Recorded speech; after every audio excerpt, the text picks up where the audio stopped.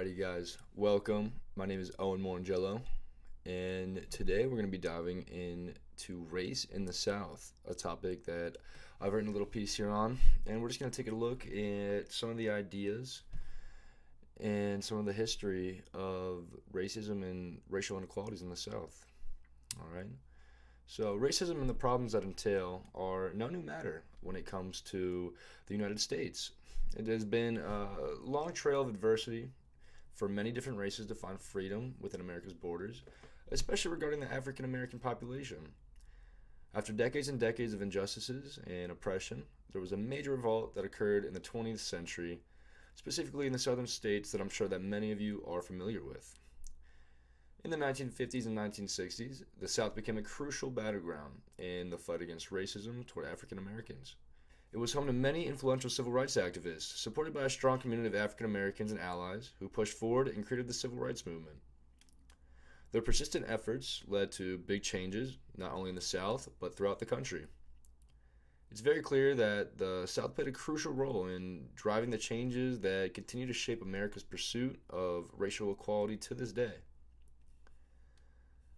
The roots of racism in America run all the way back to its origins, starting with the imports of slaves during the colonial era up to the current day. There have been many revolts for freedom and equality in our history, including events such as the Civil War, Jim Crow laws, and many others that continue to suppress the African American population, and still do, unfortunately, although in contemporary times racism has taken a milder tone for sure than it once did back when it was at its peak. Resulting of the colonial era mindset of slavery being acceptable for many years, there still lies a precedent mindset of how people perceive minority races. An article from the National Museum of African American History and Culture states that, quote, "The scars and stains of racism are still deeply embedded in the American society."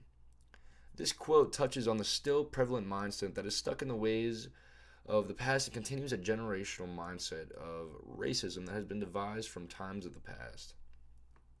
After decades of injustices, the 20th century witnessed a massive shift in the attitudes and politics in America with the emergence of the civil rights movement. The movement itself was set off by a pent-up desire for equality and justice with an aim to tear apart the systems that upheld these discriminatory laws and ideologies. During the Jim Crow era, prior to the civil rights movement, the South had begun to establish many unjust laws, segregating the blacks from the whites in any way they could. One of the first catalysts to really set off a boom in the civil rights movement had to do with a historical woman named Rosa Parks. She was unjustly arrested for simply sitting on a bus and not giving up her seat to a white man, a well-known story to all. Her arrest resulted in a major boom of outrage and support from other black Southerners to make a change. This event led to the emergence of one of the most prominent civil rights activists known to date, Martin Luther King Jr., who led the Montgomery Improvement Association. It also led to one of the biggest boycotts in the movement, where the black community boycotted the Montgomery bus system, which lasted a whopping 381 days and resulted in the passing of legislation that ruled that segregated seating was unconstitutional in 1956. This was a major landmark for the movement, but was only the beginning of a series of retaliation from the black Southern community. Shortly following the incident of Rosa Parks came another large controversy which had to do with the segregation of schools in the South. The passing of Brown v. Board of Education in 1954 had made segregation in public schools illegal, but white Southerners did not abide by these laws so peacefully. On September 4th, 1957, Central High School in Little Rock, Arkansas, asked for black students to come and attend the previously segregated school, but this would not go unseen by the public. The black students who came to attend the school, referred to as Little Rock 9, were met with absolute revolt, not only by the screaming, violent mobs, but even by the Arkansas National Guard, who had been ordered to stop them from entering the school by the state's governor, Orville Faubus. The 9 students attempted to enter the school again a few weeks later, trying to let the tensions cool, but still had to be removed from the violence that ensued. The violence went to such lengths that the president of the time, Dwight D. Eisenhower, had to intervene and send the federal military to Arkansas, just to escort the students to and from class. Thankfully, after the overwhelming violent riots and protests by the racist Southerners, The situation of desegregation in the South gained much needed attention from the outsiders and black community and fueled a series of protests and movements that caused major reform and pushed desegregation forward. Unfortunately, although the black community had been making much progress, they still faced extreme prejudice in their day-to-day lives. A prime example of the continued prejudice showed itself when 4 black college students were refused service at a restaurant in North Carolina. In an attempt to retaliate peacefully, the students refused to leave without being served and ended up sparking a major sit-in, also known as the Greensboro sit-ins, where hundreds of people joined their cause. This caused many arrests as police charged the peaceful protesters with trespassing. But this only fueled the situation more and ended up causing a boycott, and all suggested lunch counters and the 4 original students were finally served where they made their first stand. These events led again to many people more, drawing their attention to the problems at hand in the southern states and boosted even more people to get involved. Following these events, another group who called themselves the Freedom Fighters and were made up of 7 black and 6 white activists took way to protest segregation of public transport in the southern states. They had started their journey in Washington, D.C., and made their way deep into the South, where they were met with much violence, not only from the residents, but from the police as well. The violence had surged to so high that once the bus had reached one of its destinations in Alabama, a mob had mounted the bus and even gone to the length of throwing bombs inside of it.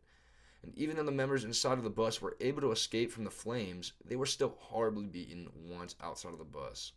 This is just one of the many events that encapsulate the rampant violence being persisted by the people in the South even after all of the progress that the black community had made.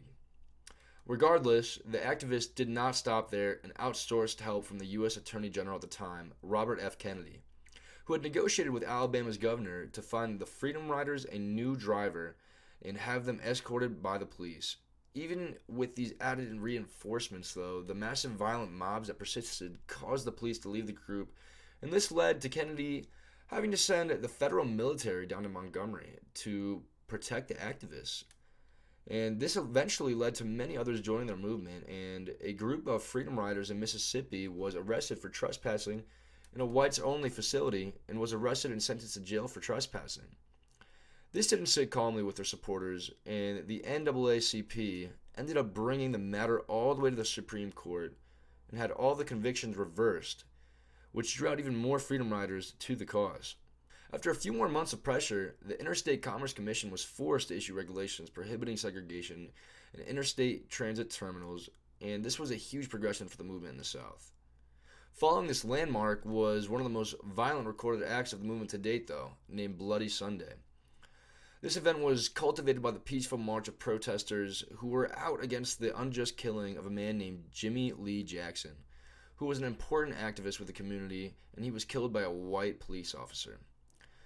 It took place yet again in the state that seemed to be the epicenter of racism and segregation for its time, Alabama. The protest contained around 600 protesters who marched toward the Edmund Pettus Bridge, where they were awaited by Alabama State Police. After being told to disperse and head back where they came from, the protesters refused and stood their ground. This led to the officers going on a rampage and brutally beating dozens of peaceful protesters in a blind rage. Luckily for the protesters, the entire event was recorded and broadcast all over the country and showed all of America what was truly happening within the southern states and set an initiative to many that more had to be done to stop the racism and prejudice that was happening within the South.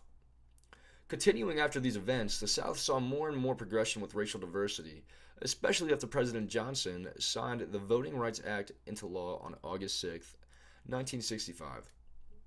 This law changed everything when it got rid of the highly scrutinized literacy test and put federal examiners in many voting jurisdictions, assuring that there would be much more opportunity for the black community to get out and vote.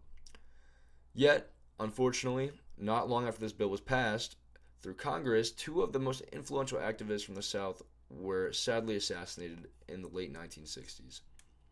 These activists were well known and named Malcolm X and Martin Luther King Jr. Malcolm X was a major leader and a supporter of black nationalism who identified with Islam, but differed himself from other activists by notoriously stating and supporting the idea that the community had to defend itself by, quote, any means necessary, even if it meant by violence, which most other activists fought against profusely as it would set a negative outlook on the black community and only give their opposition more fuel to add to the fire. Contrary to Malcolm X, Martin Luther King Jr. took a much different stance on how to fight the discrimination they face in the South, but all in all, wanted the same outcome. King led some of the biggest historical moments known to the civil rights movement, one important to mention being the March on Washington, where King gave his renowned and unforgettable I Have a Dream speech. But even with all the good they did for the community, the opposing side did not take lightly, and both were assassinated right before the start of the 70s. An article from Stanford University goes on to say that, quote, at 6:05 p.m. on Thursday, 4th April 1968, Martin Luther King Jr. was shot dead while standing on a balcony outside of a second-floor room at the Lorraine Motel in Memphis, Tennessee.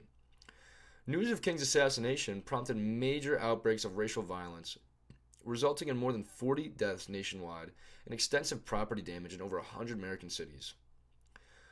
All of this just goes to show that even after years of progress in breaking up the racial discrimination in the country, there were still many who would not conform to peaceful ways and would not break their racial prejudices, especially concerning the Southern population.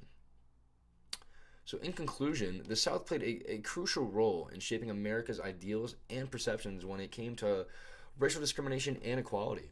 The South was a beacon of strength for the African American community who continuously showed perseverance no matter the challenge that faced them, and it showed the rest of the world the strength they really had through means of peaceful retaliation. The courage of all the activists involved, combined with the efforts of black communities and their allies, launched forward the political reforms that have changed this country forever. As we look back at the history of racial discrimination in the South, we must be reminded of the importance of standing up to injustice no matter what, and fighting for equality for all.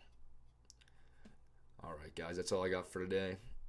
Appreciate you for coming and listening. Thank you very much, and until next time.